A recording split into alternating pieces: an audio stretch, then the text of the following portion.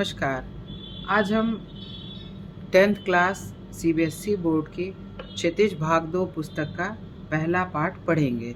यह पुस्तक कविता की है और इसमें पहला पाठ सूरदास जी का है। सूरदास जी का जन्म सन 1478 को मथुरा के समीप रुनकता नामक गांव में हुआ था। इसके अतिरिक्त एक मान्यता और है कि उनका जन्म दिल्ली के सीही ग्राम में माना जाता है। उनका निधन सन 1583 में पारसौली नामक ग्राम में हुआ था। सूरदास जी की प्रसिद्ध साहित्यिक रचनाएं 3 हैं। पहला सूरसागर, दूसरा साहित्य लहरी और तीसरा सूरसारावली। सूरदास जी निवास करते थे मथुरा और वृंदावन के बीच गऊ घाट पर और श्रीनाथ जी के मंदिर में भजन एवं कीर्तन करते थे अपने जीवन यापन के लिए। उनकी भाषा और उनकी रचनाएं अधिकतर ब्रज भाषा में हैं। उन्होंने ब्रज भाषा में अपनी रचनाओं का प्रयोग किया है। सूरदास जी वात्सल्य और श्रृंगार रस के श्रेष्ठ कवि माने जाते हैं। सूरदास जी ने वात्सल्य और श्रृंगार रस में अपनी अधिकतर रचनाएं लिखी हैं और सूरदास जी ने इसके अलावा खेती पशुपालन जैसे साधारण विषयों पर भी अपनी कविताएं लिखी हैं। चलिए अब हम उनका पहला पद ऊधो तुम हो अति बड़भागी पढ़ते हैं। इसका प्रसंग बता दें आपको।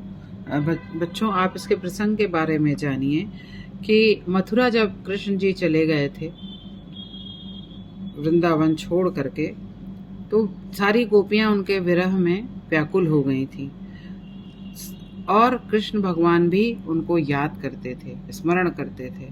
तो उन्होंने सोचा कि हम उद्धव, एक जो उनके सखा थे, उनके माध्यम से गोपियों को संदेश भिजवाएं कि वो उनके विरह में व्याकुल ना रहें, बल्कि संसार के और दैनिक कृत्यों को करें, क्योंकि फिर वो उनका मथुरा से वापस गोकुल जाना मुश्किल था। उद्धव एक बहुत ज्ञानी व्यक्ति थे और उद्धव वहाँ से आए, मथुरा से गोकुल आए। वही जब आए और जब उन्होंने सारी गोपियों ने सुना कि कृष्ण ने अपना एक दूत भेजा है, तो सारी गोपियाँ बहुत जल्दी जल्दी दौड़ करके उनके सामने इकट्ठा हो गईं। अब उनसे क्या कह रही हैं, इसको सुनिए।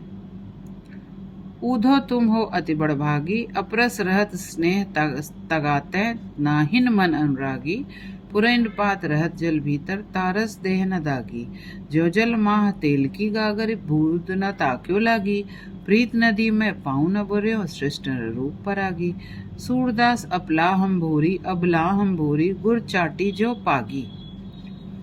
अब जब उन्होंने उद्धव की ज्ञान भरी बातें सुनी तो वो चिढ़ गईं। फिर वहीं पर एक भंवरा था, तो उस भंवरे को लक्ष्य करके उन्होंने उद्धव को बहुत खरी खोटी सुनाई।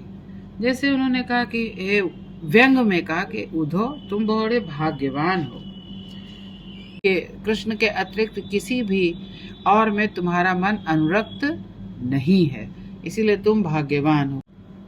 अर्थात वो एक प्रकार से व्यंग करते हुए कहती हैं कि तुम किसी के प्रेम में अनुरक्त नहीं हो तो तुम फिर बहुत भाग्यवान हो, किंतु ऐसा नहीं है। तुम अत्यंत अभागे हो जो प्रेम रस को नहीं समझते हो। तुम्हारा हाल बिल्कुल उसी तरह है जैसे कि कमल के पत्ते का होता है, जो जल के भीतर तो रहता है लेकिन जल उस पर टिक नहीं पाता। तारस देह न दागी, मतलब जल उस पर अपना कोई दाग नहीं छोड़ पाता। इसका मतलब कि तुम प्रेम में जब पड़े ही नहीं हो तो तुम क्या जानो कि प्रेम क्या होता है। और उसी तरह तुम प्रेम में नहीं पड़े हो तो ऐसे हो तुम जैसे कि जल में जो गगरी होती है, जो तेल में डूबी गगरी होती है, वो जब जल में पड़ती है तो जल की एक भी बूंद उस पे गगरी पर नहीं पड़ती है, वो फिसल जाती है, क्योंकि तेल पर पानी फिसल जाता है। और जब तुमने प्रेम रूपी नदी में पांव ही नहीं रखा है और ना ही कृष्ण को देख करके भी तुम्हारे मन में प्रेम उपजा, तब तुम क्या प्रेम को जान पाओगे। इतने विद्वान होकर भी तुम विफल हो। इसके आगे सूरदास जी कहते हैं कि गोपियां चढ़ाते हुए उद्धव को कहती हैं, तुमसे तो अच्छी हम गांव की अबला नारियां और भोली भाली स्त्रियां ही हैं, जो कृष्ण के प्रेम में उसी तरह रच बस गई हैं जैसे गुड़ से चींटियां चिपक जाती हैं और फिर वो छुड़ाए नहीं छूटती हैं। अगर उन्हें छुड़ाते हैं तो उनके प्राण संकट में पड़ जाते हैं। उद्धव के ज्ञान रस पर गोपियों का प्रेम रस भारी पड़ा और उन्होंने व्यंग करते हुए उद्धव की अच्छी खासी खिंचाई कर दी। इसी का इस पद में वर्णन है। दूसरे पद की ओर आते हैं। मन की मन ही माझ रही, है ना। उद्धव जी, हमारे मन की बात तो हमारे मन ही में रह गई। अर्थात कहाँ तो हम इस आशा से बैठे थे कि जब कृष्ण वापस गोकुल आएंगे तो हम सब उनके वियोग में सहन किए गए कष्टों को उन्हें बताएंगे, परंतु उन्होंने तो हम लोगों के पास आना तो दूर, उल्टा अपने एक दूत को भेज दिया जो आकर के हम सबको निराकार ब्रह्म के बारे में बता रहा है और आकर निराकार ब्रह्म को भजने को कह रहा है। और इन योग के संदेशों को सुन सुन करके अब हमको योग बिल्कुल भी भा नहीं रहा है, बल्कि हमारे विरह की अग्नि और ज्यादा बढ़ती चली जा रही है और ज्यादा व्याकुलता बढ़ रही है और ये विरह की अग्नि असहनीय हो गई।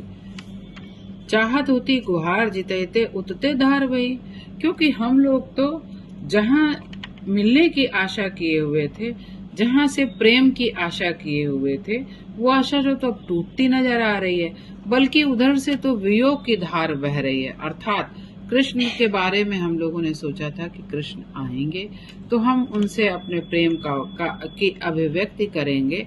उन्होंने तो तुम्हें वहाँ योग के संदेश के साथ भेज दिया, वहां से तो एकदम उल्टी धार बह गई और तुम्हारा ये जो योग संदेश है वो लगता है हम सबके प्राण ही ले लेगा।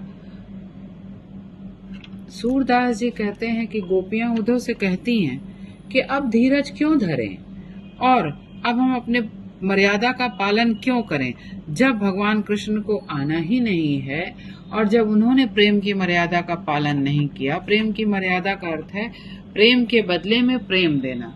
गोपियों ने जब उनसे प्रेम किया तो वो मथुरा जाने के बाद दोबारा उनके पास लौट करके नहीं आए, तो वो उलाहना देते हुए उद्धव कृष्ण को उलाहना देती हैं उद्धव के माध्यम से। कहती कि जब उन्होंने ही जो है हमारे प्रेम का मान नहीं रखा तो हम धैर्य क्यों धारण करें और अब हम मर्यादा क्यों रखें, इसको छुपा करके क्यों रखें। अब सब तक ये बात पहुंच जाएगी कि हम कृष्ण से प्रेम करते हैं, हमें मर्यादा का पालन नहीं करना है, क्योंकि हमें जहां से प्रेम रूपी सहायता की प्राप्त होती वहां से तो योग की शुष्क रसधार बहाई गई, जिससे कि हम सभी आहत हो गए हैं। यह योग संदेश तो हमारे प्राण लेने जैसा है और जिस विरह वेदना से बचने के लिए कृष्ण के आगे हम गुहार लगाना चाहते थे, उन्होंने तो उस विरह वेदना को दुगना कर दिया है। अब हम लोगों में धैर्य नहीं है, ना हम लोग अब धैर्य रखेंगे और ना ही हम लोग मर्यादा का पालन करेंगे। हे उद्धव, तुम वापस चले जाओ अपना ये ज्ञान का संदेश लेकर के। बच्चों, आज आपने 2 पदों का अर्थ सुना और पढ़ा। अभी 2 पद हैं जिनका अर्थ आगे आने वाले वीडियो में डालेंगे। ये आपको अर्थ समझ में आया, कैसा लगा बताइएगा। कहीं कोई दिक्कत आए, कठिनाई आए तो आप जो है हमें कमेंट करके पूछ सकते हैं। और अगर वीडियो अच्छा लगे तो लाइक, सब्सक्राइब और शेयर करें। कोई सुझाव हो तो उसे भी कमेंट में लिखकर दें।